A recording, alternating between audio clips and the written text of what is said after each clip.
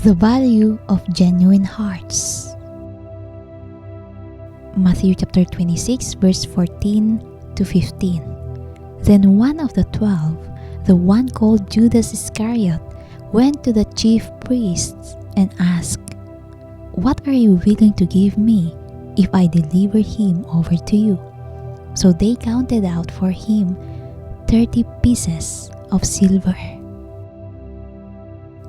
Today, we will explore into Matthew 26 verse 14 to 15, where we find a story that holds a valuable lesson for each of us.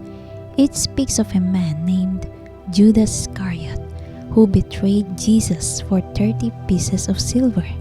While this passage may seem discouraging, we can learn an encouraging message from it. In this account, we see how Judas, one of Jesus' closest disciples, was tempted by greed.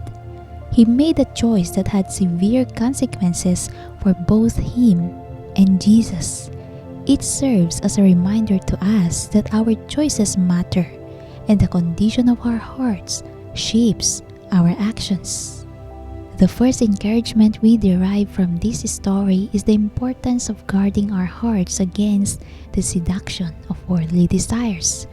We live in a world where material possessions, success, and power often lure us away from the path of righteousness.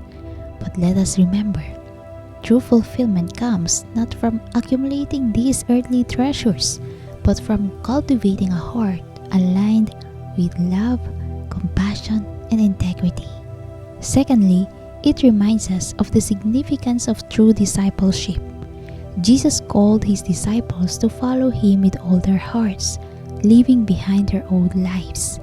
Yet Judas, even though he walked alongside Jesus, allowed greed to cloud his commitment. This teaches us that merely being in proximity to Jesus is not enough. It is in surrendering our lives fully to him, in giving him complete access to our hearts, that our lives transform and we experience true joy. Though this passage highlights Judas' betrayal, it ultimately brings us hope. It helps us recognize the contrast between a heart driven by selfish gain and one motivated by selflessness and love. It challenges us to evaluate our hearts, ensuring that our motives align with God's will. So let us take a moment for introspection. Are there areas in our lives where we are being swayed by worldly desires? Let us surrender those areas to God, allowing him to mold us into vessels that reflect his grace and love. May we remember that our true value lies not in what we possess, but in the condition of our hearts. As we embark on this journey, let us continually seek God's guidance, dwell in his word, and surround ourselves with fellow believers who will support and encourage us along the way. In doing so, we will grow more like Jesus each day and experience the incredible blessings of a life lived for him.